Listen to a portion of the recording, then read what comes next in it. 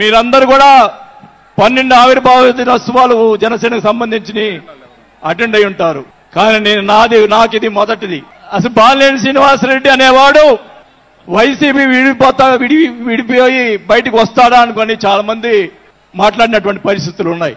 నాకు రాజకీయ భిక్ష పెట్టింది రాజశేఖర రెడ్డి గారు. నాకు రాజశేఖర రెడ్డి గారైనా ఎన్టీ రామారావు అయినా నాకు ఇష్టం. మీరు దయచేసి వినాలా.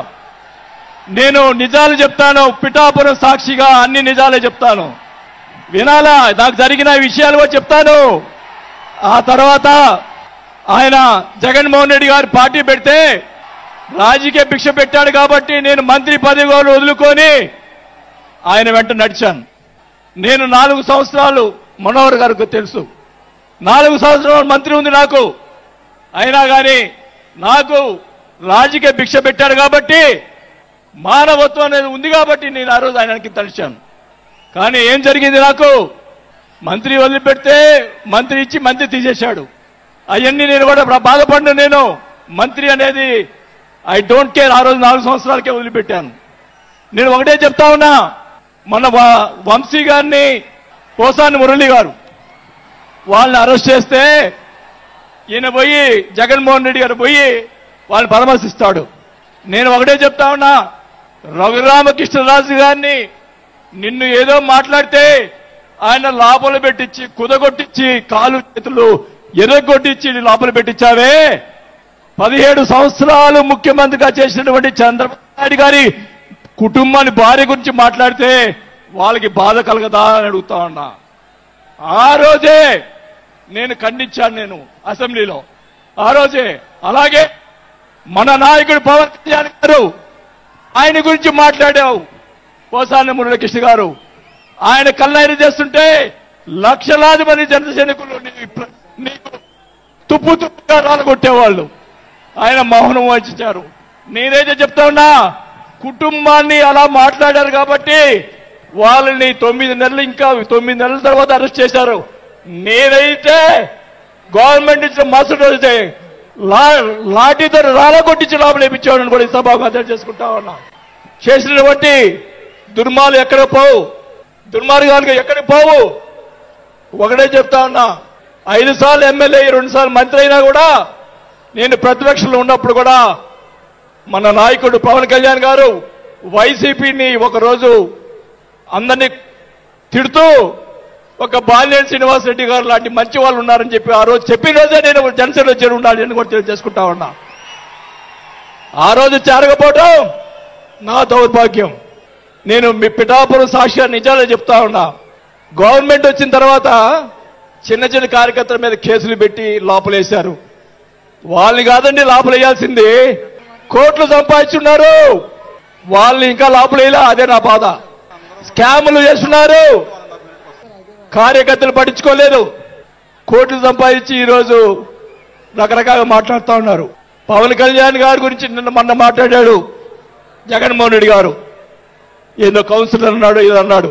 అయ్యా జగన్మోహన్ రెడ్డి గారు, మీ నాన్న దయతోటి నువ్వు ముఖ్యమంత్రి అయ్యావు. మీ నాన్న అంత అడ్డు పెట్టుకొని మా నాయకుడు, ఇప్పుడు జనసేన నాయకుడు పవన్ కళ్యాణ్ గారు స్వశక్తితో ఈరోజు లక్షలాది మంది అభిమాన పాత్రులు అయ్యారని గుర్తుపెట్టుకోవాలని కూడా తెలియజేసుకుంటా ఉన్నాం.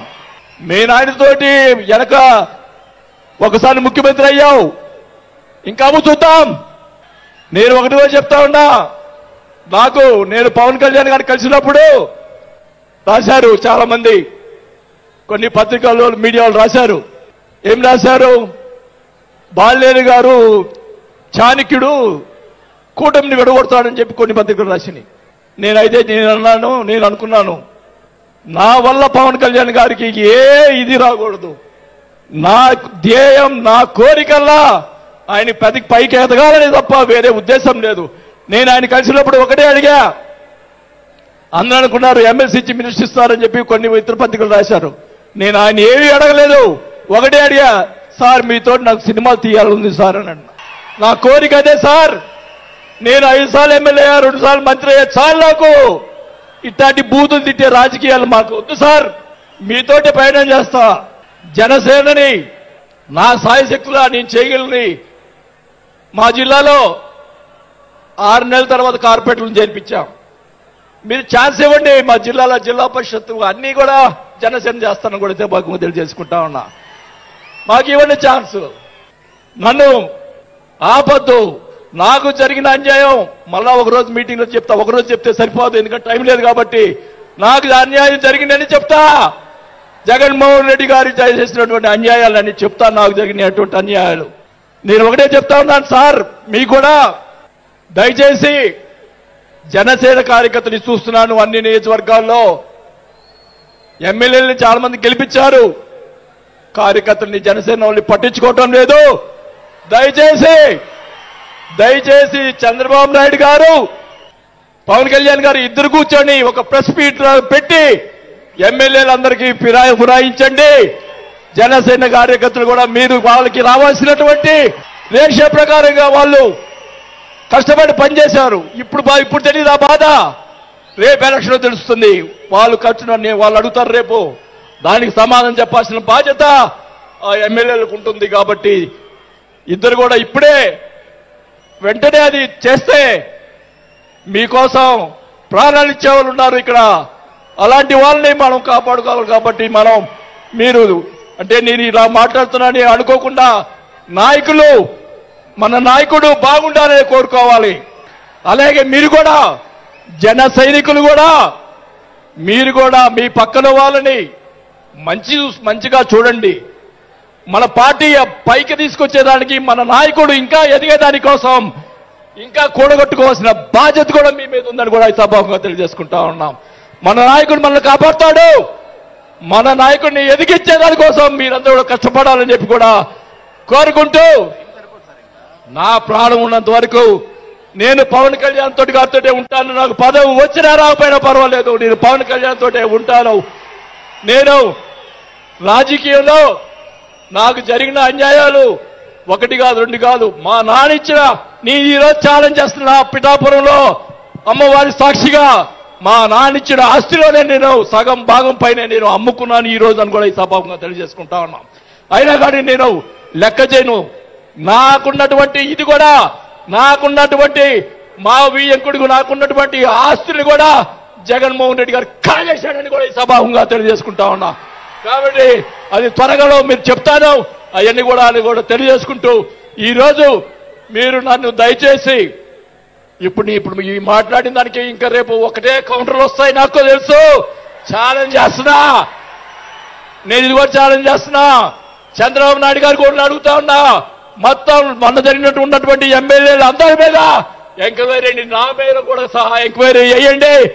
ఎవరు అన్యాయం చేశారో, ఎవరు తప్పులు చేశారో, ఎవరు కోట్లు సంపాదించారో మొత్తం బయట పెట్టాలని కూడా ఈ సభాగా తెలియజేసుకుంటా ఉన్నా. ఈ ఉక్రోషం, ఈ బాధ నాకు తెలుసు, మా కుటుంబానికి తెలుసు.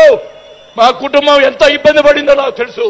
కాబట్టి పవన్ కళ్యాణ్ గారు ఆయన ప్రతిపక్షంలో ఉన్నప్పుడు కూడా బాల్యం లాంటి మంచి వాళ్ళు అని అన్నప్పుడే నాకు ఆ రోజు నేను చేరుండాల్సింది పవన్ కళ్యాణ్ గారిని.